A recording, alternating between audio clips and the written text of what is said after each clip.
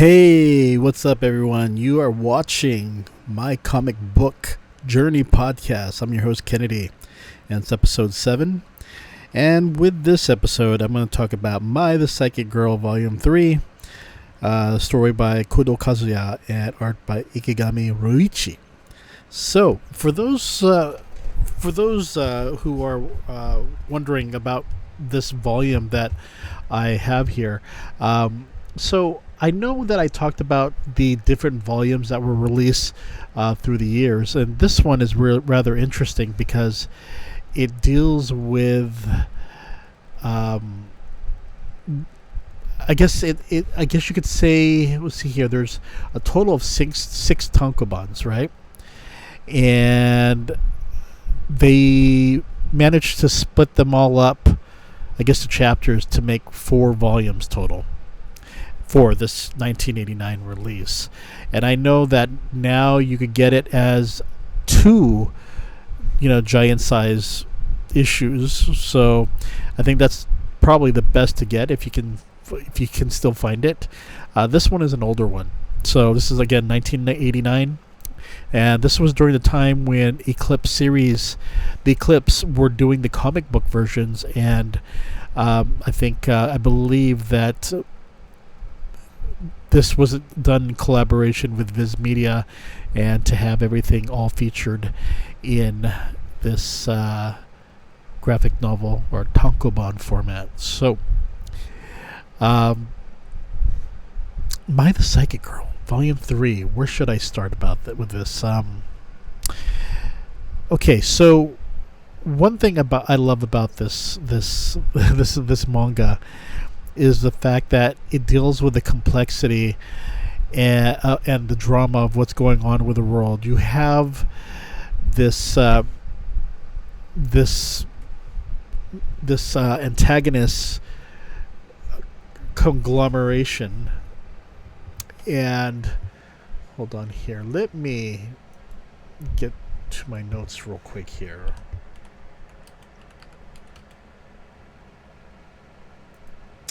Okay, here we go. Okay, so you have this antagonist, the Wisdom Alliance, who pretty much are depending on people who have psychokinesis powers. And their hope is to utilize these 6 that they've discovered and to use them to become the most powerful organization in the world, even surpassing the powers of the United States and Russia. They pretty much have control of the world, except those 2 countries, and they are wanting that control by having or someone to do their bidding. They can definitely be a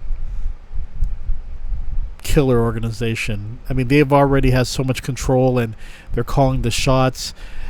They have control over the police, the politicians, you name it. But the interesting thing here is that they hired the KNDY intelligence agency, which is a long-time agency, and at first glance, and we'll see how things go with the fourth volume, but at first glance, you think these guys are the bad guys, because they look so wicked. But the thing is, Japan definitely wants to protect Mai, not for the purpose of helping her, but the purpose of giving Japan power. And they don't intend, even though they have Mai in their grasp, because they're allowing Mai to live at home, they're allowing Mai to be with her friends, and just giving her freedom that a teenage girl wants. But at the same time, of course, KNDY has their super soldiers and their footmen surrounding the building and following her wherever she goes. But because the KNDY intelligence agency is not giving up Mai, Wisdom Alliance has now sent Garten from Switzerland, or was it Germany? I forgot which country it was, but she is she's a brat. There's no other word to put it. She is a brat that wants to be number one, and when it comes to her rivals, she will kill them. she will just kill them, because she won't have any more rivals. And now that they even the Wisdom Alliance knows that she is that type of young teen that is bratty and wants to be number one, so they start using Mai to make her feel jealous. And now Garten just wants to kill Mai, and or at least have them join their side. But the thing is that you can look at the way she's drawn, the way that Ikegami Ryoichi, she looks like someone, those dolls that those creepy dolls that have their eyes open up, kind of reminds me like that. But for the most part, she is she's now in Japan, and she, even no matter how far they are, she can sense Mai, and she's trying to get to her right now and provoke her.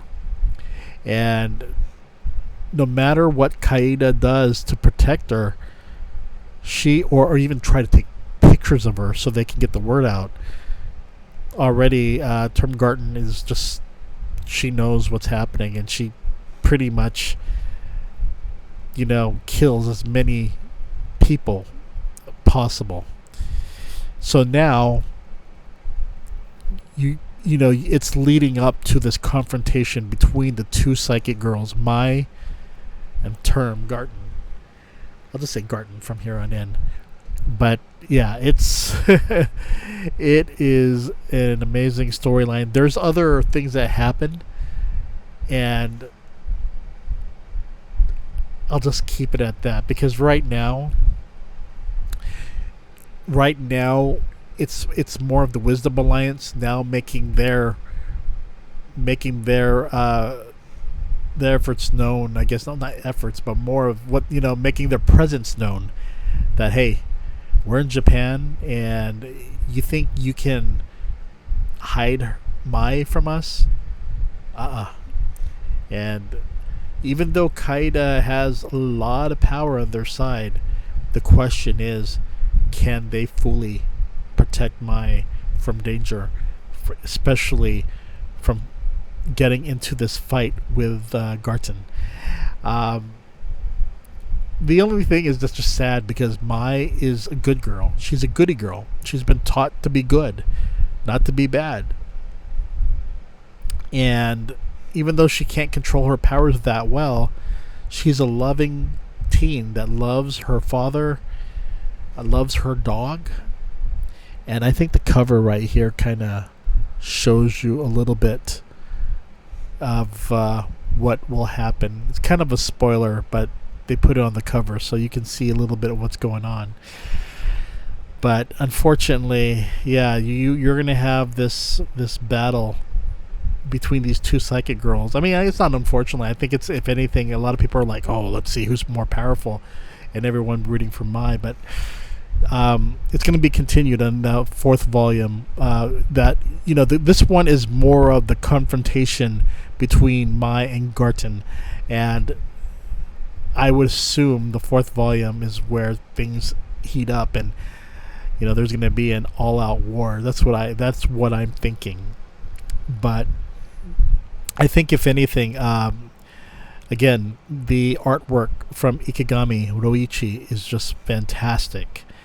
The storyline written by Kudo Kazuya is just top notch, and again, it's one of those manga that was made back in a time where only a few titles could become that can receive adaptations, and I'm just surprised that Mai the Psychic Girl has not received a anime adaptation, but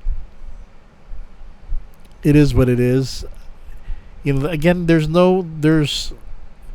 could still do it, but the problem is that for something created so long ago, unless there's another revamp or another manga coming out, I don't know. I don't know if we'll ever see an anime adaptation or a live action. Again, Tim Burton said he's interested, but whether or not he wants to do it, who knows?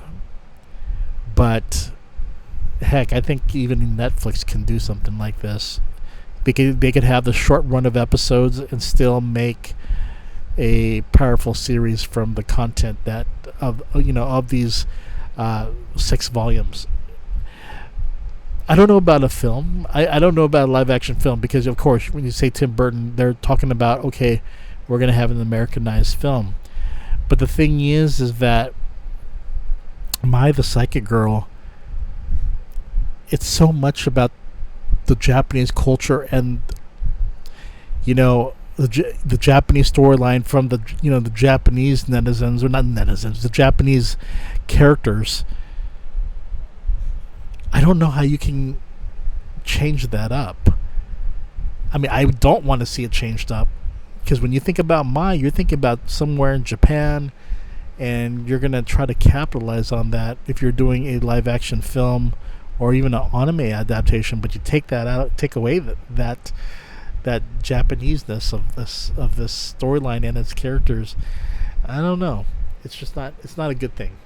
Definitely not a good thing, in my opinion. But if anything, My the Psychic Girl Volume 3 is another exciting volume. You're going to get a lot of action in this one. Definitely a lot of action. So those who are wondering, is it mostly drama? Is it mostly... No, you're going to get some action. Trust me. This volume alone, you're going to see some... Well, the good thing, again, as I mentioned, since it's black and white and since it's manga, you don't really get to see how gruesome things could have been. But I would imagine that if it's ever made to an anime series, wow, I can only imagine how violent it will be. Because there's only so much you can do, and without showing things. I mean, it's common sense at this one. It may be an OVA or what. I mean, we've had anime with violence that were made later on, such as even JoJo's Bizarre Adventure and stuff like that, right? So, granted, I know that their laws, and also they're trying to be more strict when it comes to how much violence are being featured on Japanese animation and manga. So. Well, not manga, not so much. Animation, yeah, definitely if it becomes a TV series. But for the most part, the Psychic Girl deserves an adaptation. And if anything, I hope you all can find these volumes or these issues. They're so worth it. The Psychic Girl is just fantastic. It's just one of those storylines that you feel that it came out way before, it should be a modern tale, or should receive some modern adaptation. But again, since it was released back in 1985 and 1986, hopefully that doesn't mean it's missed its boat, and it would never receive an adaptation. But knock on wood, we'll hopefully see something. Okay, everyone, you all take care, and I will see you later. Wink, wink, and take care, everyone. Bye-bye.